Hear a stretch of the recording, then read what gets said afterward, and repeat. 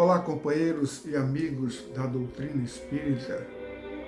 Estamos nós aqui mais uma vez buscando entendimento a respeito da doutrina espírita, dos ensinamentos do Cristo, daquilo que o Senhor trouxe para nós através do Espírito de verdade que vem nos instruir, nos auxiliar na nossa jornada.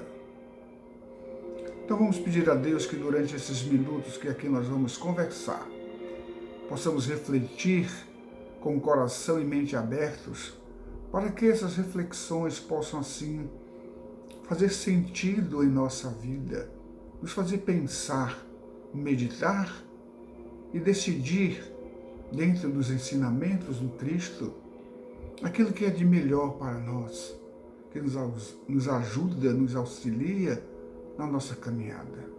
Então que Deus nos ilumine e nos abençoe e nos conceda nesses momentos a sua paz.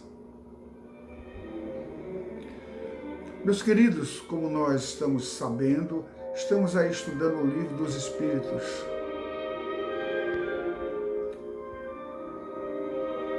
E no Livro dos Espíritos estamos aí observando o livro número 4, que fala sobre esperanças e consolações, capítulo 2, que fala de gozos futuros, e o item de hoje é intuição de penas e de gozos futuros. Estão entre as questões 960 e 962.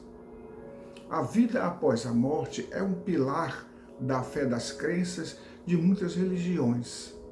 Afinal, o que vem depois da morte? São perguntas que as religiões tentam responder, e este é o nosso tema de hoje que nós vamos conversar. Vamos ver o que dizem algumas religiões mais conhecidas sobre a questão da vida após a morte, o pilar da crença das religiões. Por exemplo, nas religiões de origem cristã, judaica cristã, tanto o catolicismo como o protestantismo, hoje chamado de evangélicos, ele crê no céu, na existência do céu e do inferno, e bem como no catolicismo, também a existência do chamado purgatório. Mas ambos são crenças e religiões que acreditam não na reencarnação, mas na ressurreição. A ressurreição é o retorno à vida no mesmo corpo físico em que nós, quando encarnados, aqui estávamos. Mesmo que isso tenha se passado milhares de anos. A ressurreição acredita que o corpo vai ser reanimado pelo mesmo Espírito. Enquanto alguns segmentos acreditam que o espírito após a morte, ele aguarda dormindo, repousando o dia da ressurreição, onde será o dia do julgamento final, né? O julgamento final, onde os espíritos serão julgados pelos os males ou pelos bens que praticaram, e assim reassumirão seus corpos, uns para o céu, para o gozo, outros para o inferno, para o tormento eterno. O islamismo, ele também crê no céu e no inferno, e igualmente também na ressurreição. Já o budismo, ele crê na reencarnação, que é a volta do espírito a um outro corpo, não o mesmo que deixou, mas uma nova vestimenta material, um novo corpo, onde ele deverá habitar, e aí, onde ele dará continuidade ao seu processo evolutivo. Na realidade, no islamismo, não é? O julgamento se dá pelo karma, aquilo que corresponde ao somatório das boas ou das más ações. E no cristianismo, acredita-se que será pelo julgamento feito por Jesus. Como nós dissemos, o Espiritismo tem um pensamento diferente. O Espiritismo é uma doutrina reencarnacionista, com base na ciência, na filosofia, nos princípios cristãos, na fé em Deus, na crença de mundos habitados, e crê que o espírito após a morte ele segue para um lugar conforme a sua afinidade energética. Mas voltando ao nosso assunto de hoje, vamos então analisar aqui o que diz a espiritualidade a esse respeito das perguntas de Kardec. Kardec pergunta na questão 960, de onde procede a crença que se encontra em todos os povos, nas penas e nas recompensas futuras? Os venerandos respondem dizendo que é sempre a mesma coisa. O procedimento é igual, na realidade, dada ao homem pelo seu espírito, porque foi, afinal de contas, que ele sabe de todas as coisas antes dele estar reencarnado.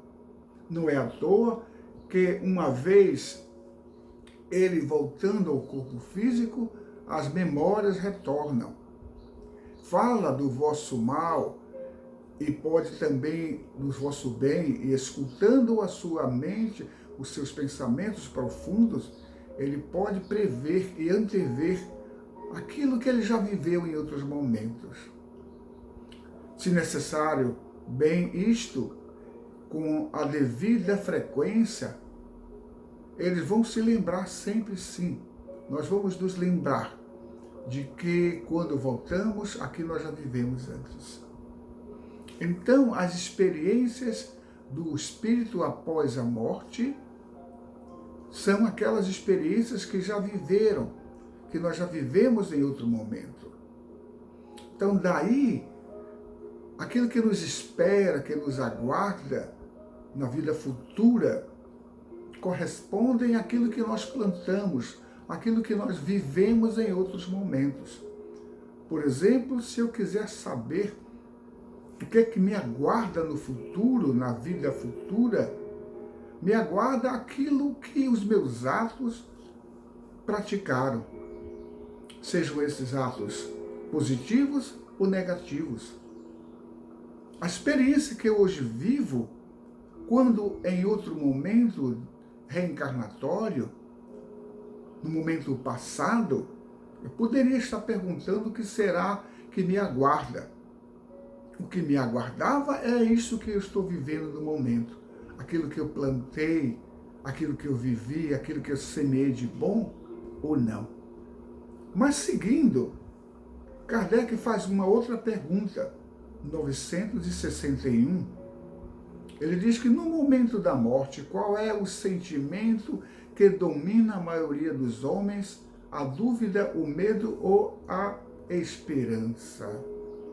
É interessante a gente analisar esses fatos, porque o que é que acontece?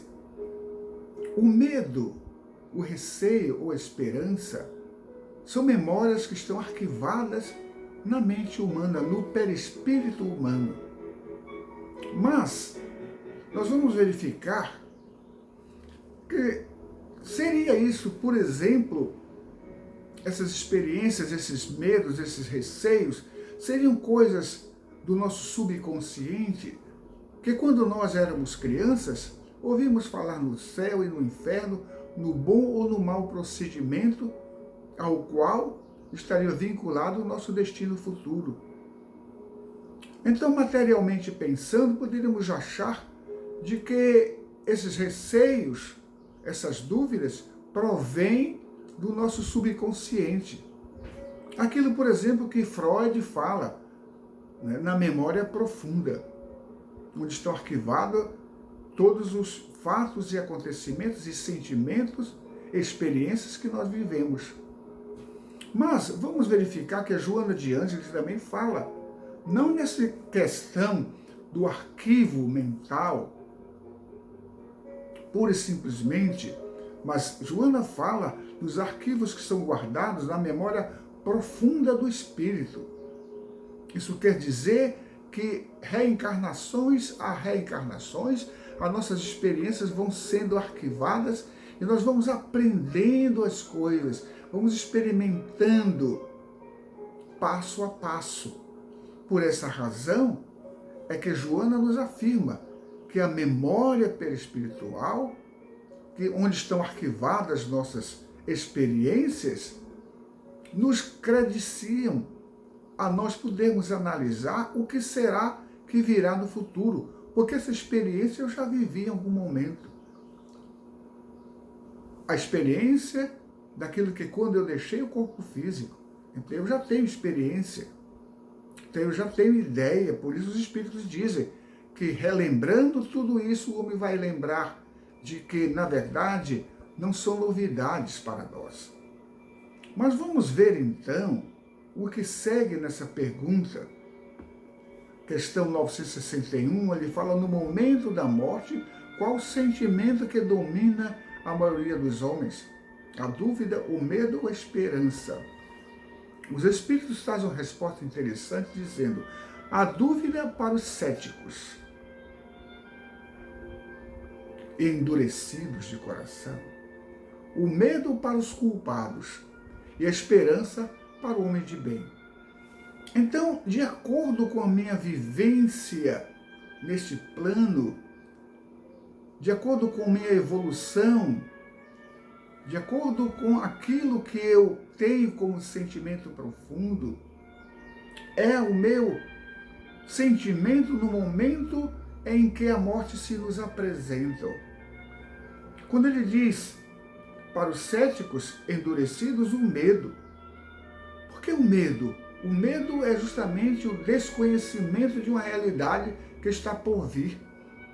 Então, se eu não sei o que vem, se eu neguei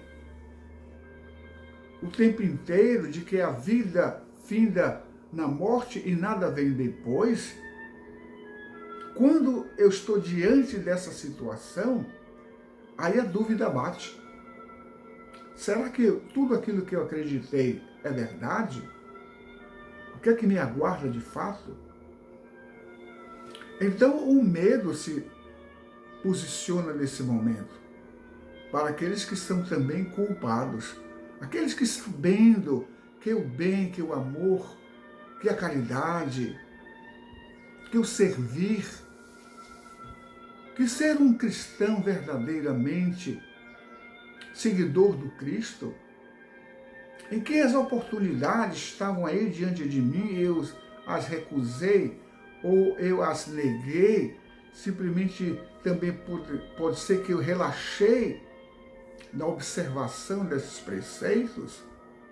Então o sentimento de culpa chega a nós, porque na nossa memória nós temos arquivado de que o mau procedimento será o fruto daquilo que eu vou colher mais adiante. Porque Deus, na sua justiça, não concede ao homem de bem a mesma destinação daquele que é cético, daquele que inobservou as leis divinas, aquele que deixou que o orgulho, a vaidade, a presunção, o crime, essas coisas negativas fizeram parte da sua existência. Então, vem o medo e vem o sentimento de culpa. Mas para o homem de bem, vem o sentimento da esperança, da bem-aventurança, dos mundos habitados prometidos por Jesus, onde a benevolência, onde a caridade, onde o amor, onde o bem predominam. Na questão 962, seguinte, Kardec pergunta: por que há céticos, desde que a alma traz para o homem o sentimento das coisas espirituais? Por que há pessoas que não acreditam, que se dizem céticos, desde que a alma traz para o homem o sentimento das coisas espirituais? Ou seja, aquilo que é a negação, eu sei que é um fato, que é uma realidade, mas eu me recuso a aceitar. Isso faz com que esta recusa me torne uma pessoa cheio de dúvidas, cheio de medos no momento em que eu tenho que mentalizar o que é que me aguarda na vida futura.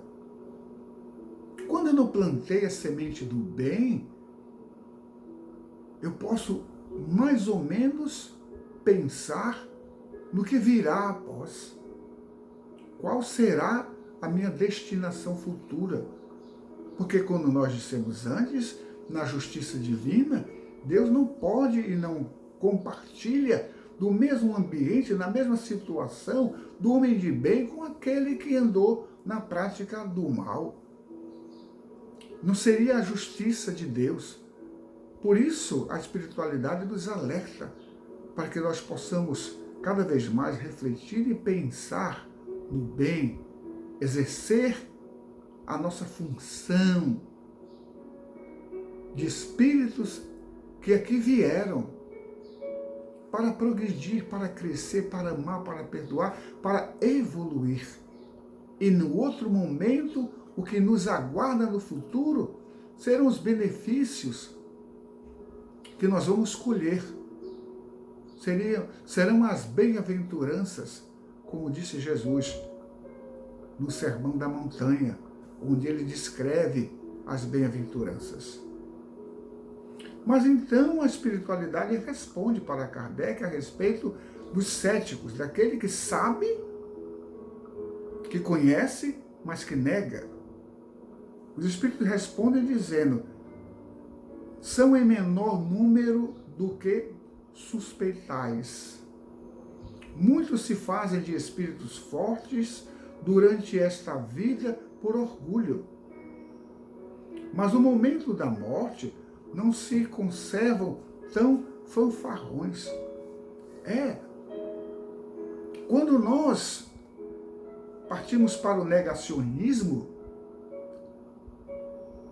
para a não existência de nada após a morte, no momento que nós nos deparamos diante desta situação, dessa realidade, os espíritos dizem que no momento da morte eles não se conservam tão fanfarrões, porque o medo vem.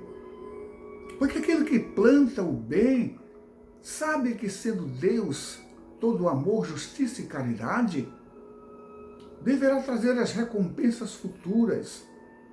Não que Deus esteja assim nos recompensando como uma condição, mas como uma bem-aventurança que é fruto da justiça divina.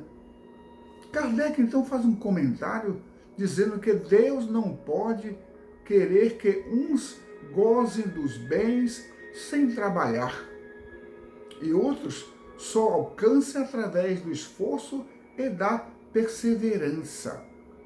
Porque quando nós estudamos algumas semanas atrás, aquele que está no negacionismo, naquele sentimento de que comamos e bebamos porque amanhã morreremos e o que vem na frente não existe, então a justiça divina não pode ser complacente em colocar na mesma condição, no mesmo patamar, aquele homem de bem que viveu no amor, no bem e na caridade. Mas não é que a justiça divina nos coloca como uma forma de castigo, como no inferno, vamos dizer assim. Na verdade, nos coloca na condição que nós mesmos plantamos. Jesus dizia de que a semeadura é livre, não é? Mas a colheita é obrigatória. Portanto, meus queridos, vamos pensar nos nossos compromissos. Vamos meditar um pouco mais. O que é que eu estou fazendo aqui? O que é que eu estou plantando aqui? O que é que eu espero colher no futuro? Porque essa questão de céu e de inferno é nada mais, nada menos do que uma criação da mente humana. Porque o céu e o inferno não são lugares circunscritos. Não é um planeta, não é uma terra que está ali fixada. Na verdade, o céu e o inferno são regiões para onde os espíritos são encaminhados, são trazidos, são levados e atraídos pela vibração do ambiente. Quando se fala em inferno, na verdade, o inferno é mental. Aquele que roubou, que matou, que procedeu mal, que negligenciou no amor, no bem, na caridade, aquele que cometeu os crimes contra as leis divinas, a consciência é que é o juiz. Não é Jesus que vai julgar, não é Deus que estará com uma vara na mão para nos julgar, mas é a nossa consciência diante das leis divinas que nos acusa do mal que praticamos, e aí vem o tormento do mal que nós praticamos. Esse tormento é como a chama que arde em nossas mentes. O arrependimento se achega. E o céu, sim, o céu são as regiões para onde os espíritos são atraídos, as colônias, onde a vida segue pelo serviço, pelo amor, pela caridade.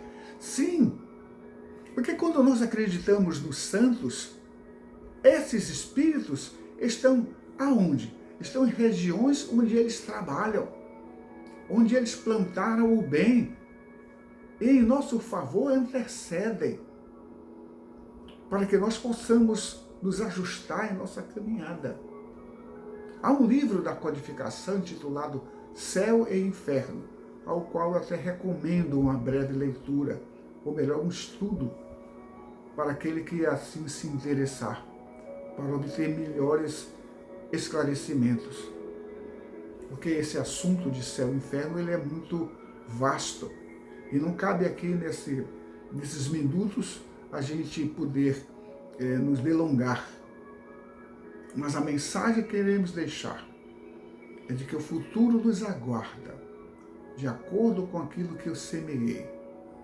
Vamos lembrar da parábola do mal rico e do Lázaro, onde aquele que mal procedeu foi levado para as regiões umbralinas, onde o sofrimento acontecia, onde a dor do mal proceder atormentava como chamas do inferno, na sua mente e na sua consciência. Por outro lado, o seio de Abraão, onde Lázaro foi encaminhado por assim bem proceder, não por ser pobre, e o outro não por ser rico, mas de acordo com a sua conduta moral e espiritual durante a nossa existência.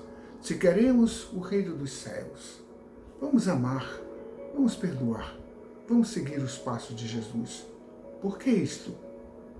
Porque além do horizonte há um lugar cheio de amor e de paz que nos aguarda. Que a paz de Deus nos abençoe e que Jesus nos conceda uma semana abençoada, cheia de amor, de paz e de alegria. Fiquem todos com Deus. Que assim seja.